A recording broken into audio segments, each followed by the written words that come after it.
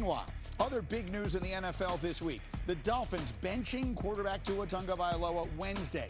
Here's a brief timeline over the last 4 years. Missed 5 games with multiple concussions in 22. Followed that up by playing all 17 games in 23, led the league in passing yards, and signed a 4-year extension in the summer of 24 that pays him more than $53 million a year. Then it all goes wrong this year, leads the league in interceptions. Here's Mike McDaniel on the decision. The decision is complicated but simple. I needed more convicted play from the quarterback position. I thought Quinn could deliver on that best. I think Quinn gives this team the best chance to win. Zach will be backing him up, and Tua will be the emergency third.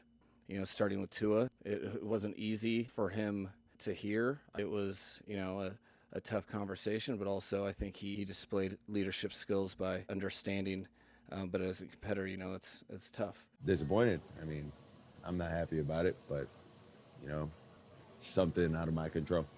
I haven't been performing up to the level and the capabilities that I have in the past. So there are a lot of tentacles to this story, and Adam Schefter is in the Domino's pregame headquarters to cover them all. Schefter. All right, Greeny, when you bench a player of Tua Tagovailoa's stature, you are preparing to move on from him during the offseason. That is the Dolphins' current plan, though they don't have a general manager, still have to hire a general manager to make any final decisions. But when you look at Tua Tagovailoa's contract, he faces potentially $54 million in guaranteed money next year, no matter what. There's a $99.2 million dead money cap charge if he's released in 2026, which would be the highest dead money cap charge of all time. Now, one way to get there would be to move on from Tyreek Hill. Ironically enough, the player that they brought in to help accelerate the growth of Tua Tagovailoa now could be released to help make room for Tua Tagovailoa. If they release Tyreek Hill before June 1st, designate him that way, it's a $23.65 million cap charge. Could save him $36 million against the cap. Either way, there's going to be money saved from Tyreek Hill as it relates to Tua. And today,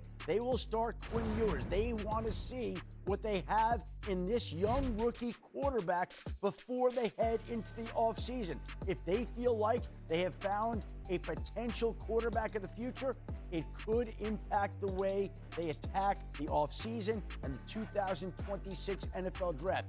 Quinn Ewers will have 3 games here to demonstrate what he's capable of, and if he proves he's worthy, then that would influence their offseason plans at the quarterback position. But Tua Tagovailoa now on the bench, Greeny. All right, yeah, Schefter, and so that's one of the big storylines here, and then the questions that will hover around their head coach as well. We'll get to those in a moment. It's a lot of dead money. Let's just start with this. I mean, it's infinitely more than Russell Wilson was. Schefter told you it's the most of all time. I think people will wonder, is that it for Tua Tagovailoa as a starter in the NFL? Do you believe week 1 of next season he is somebody's starting quarterback? Oh, I think it's a coin toss. Very, very likely he's not, Greeny. Listen, and that's remarkable considering he's not only one of the highest paid quarterbacks in the league, he's one of the highest paid players in the league. Yeah. They just signed him to this contract a couple years ago, and all of a sudden to get benched, obviously a pretty quick turn of events. But listen, in a lot of ways, I think Mike McDaniel has really maximized what Tua can do in the NFL. Listen, he is limited, right? Obviously the injury stuff, but obviously immobile. He needs a really good offensive line in front of him. Late in the season, this guy really struggles to drive the football. We've seen that in cold weather games.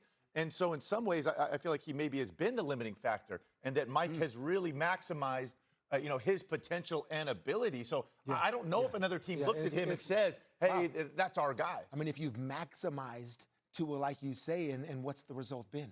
The result has been nothing even close to a championship. I mean, this is what we're talking about here. Can Mike McDaniel take this team with Tua to an AFC championship game appearance, a Super Bowl? That's where they haven't been close. This has been a lot of speed. It's been a lot of substance, but it's always gone downhill. I mean, I look at Mike McDaniel and I see the partnership with Tua is almost, I mean, you're right. I mean, it's perfect. I mean, are they a package deal? I mean, can he do it with anyone else? I don't understand the benching of Tua. Although that's a lot of dead money to have on your cap for the next season.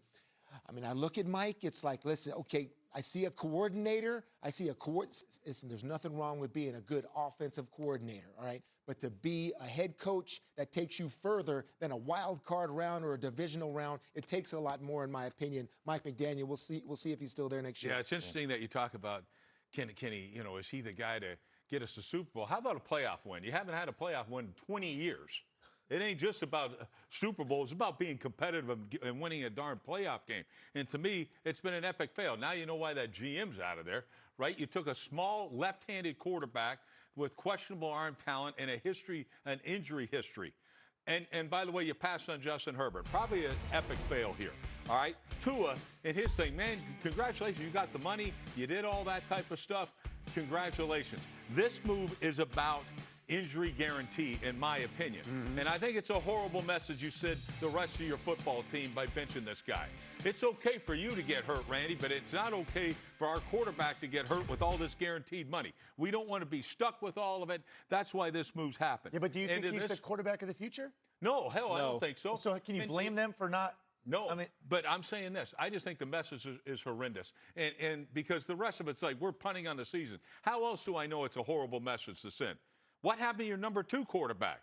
You just passed him over. So, Zach Wilson, here's the message to you, too. You're not going to be in the building either. They don't think you can play worth a darn either. How do you pass him? He's been number 2 all season, and you just say, oh, forget it. Let's play the rookie to make sure, let's see what we have in him. Okay, I get it. But I'm telling you, I hate the message. We saw a similar message from the Giants when they benched Daniel Jones. I can't stand that kind of mess.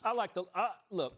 We all like to watch good football every week. And over the years, one thing that you did label Coach McDaniels is what, Mike McGenius or something like that? Yeah, the guy's a hell of an offensive coach. Because of the scheme that he had this offense off the chart. So today, putting this rookie in, I just wanted to see, Alex, you talking about Tua's inability to push the ball upfield. Yep. And last week, Monday night against the Steelers was definitely obvious. So today, against the Bengals, I just want to see if this young quarterback can open up this offense, because every week we talk about the quarterback, your quarterback being your face of your franchise, but the running back, A-Chain, is the only guy that we've talked about coming out of Miami all season. So hopefully, I want to see what this rookie can do within this offense. I like this move. Listen, Quinn Ewers was the number 1 recruit coming out of high school. This guy's also, extremely talented. But let's not forget, Mike McDaniel didn't draft Tua.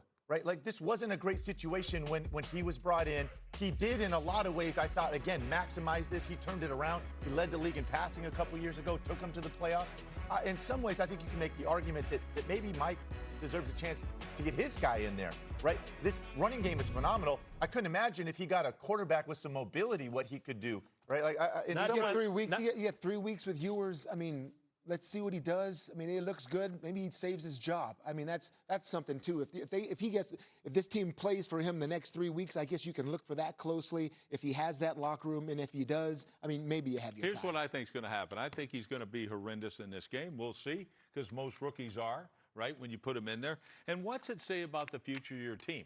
Like, the first thing Schefter's talking about is, all right, not only are you going to let your quarterback go, all right, let Tua go down the road, but what else? Oh, we got to get rid of Tyreek Hill.